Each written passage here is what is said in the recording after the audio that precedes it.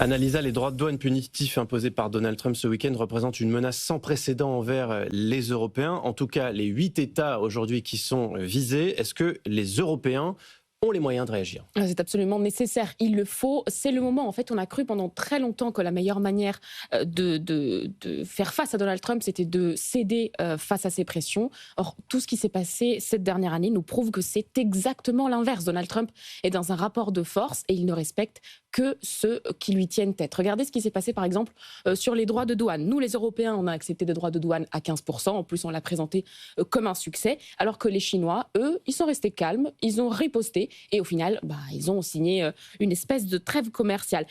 Dans tout ça, il y a un grand changement systémique qu'on n'a pas encore accepté. C'est que les États-Unis ne nous considèrent plus comme un allié. Ils nous considèrent comme un partenaire commercial, un simple partenaire commercial, comme un bloc d'États vassaux, et ça c'est la version optimiste. Et dans la version pessimiste, ils nous considèrent comme un adversaire. Donc c'est le moment de sortir du déni, de s'adapter à un nouveau monde dans lequel le parapluie américain ne nous protège plus, en tout cas, il n'a plus la fonction qu'il avait avant. Mais alors Annalisa, quelle stratégie est-ce qu'il faut utiliser en sachant qu'on n'imagine pas les Européens utiliser la force, par exemple?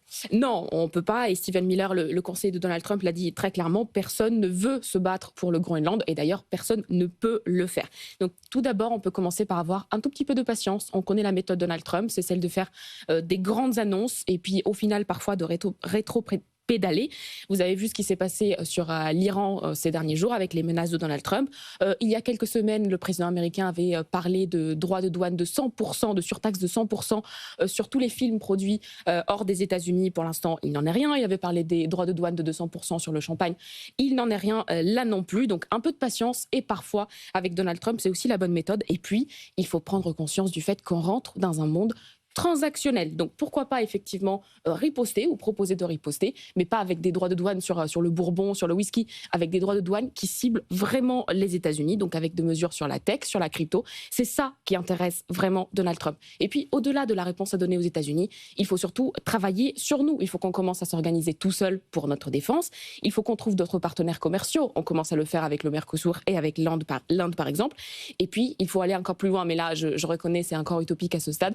Il faut prendre conscience de la puissance européenne. Donc il faut plus travailler, faire un vrai travail pour renforcer les institutions, les moderniser, imposer l'euro comme vraie monnaie, bref, un vrai travail d'ampleur. Mais c'est plus difficile parce que les Européens sont 27 et donc sont plus facilement divisés. C'est sûr que c'est plus facile d'avoir une cohérence quand on a un homme seul au pouvoir qui peut imposer ses choix. Nous, effectivement, on est 27 et puis on a toute la lourdeur de l'appareil européen. Et c'est vrai que l'Europe est divisée. On parle souvent de Viktor Orban, le leader hongrois, mais sans aller aussi loin, on peut parler aussi de Giorgia Meloni, la présidente du Conseil italien, qui est dans une position assez compliquée face à Donald Trump. En tout cas, les Européens doivent arrêter surtout de la jouer en perso, chacun pour lui. On doit parler d'une seule et même voix parce qu'on a du poids que lorsqu'on est ensemble. Tout seul, on ne vaut presque rien. Ensemble, on fait un marché de 450 millions de consommateurs.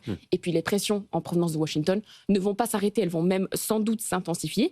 Et il y a un autre leader qui regarde très très attentivement tout ce qui se passe en Europe en ce moment, c'est Vladimir Poutine. Est-ce que l'Europe va plier? Est-ce qu'elle va tenir son cap? En tout cas, cette réaction va conditionner notre futur, non seulement face aux États-Unis, mais aussi face à la Russie. Le monde qui bouge à retrouver en replay en podcast sur l'application de BFM Business. Merci beaucoup Annalisa.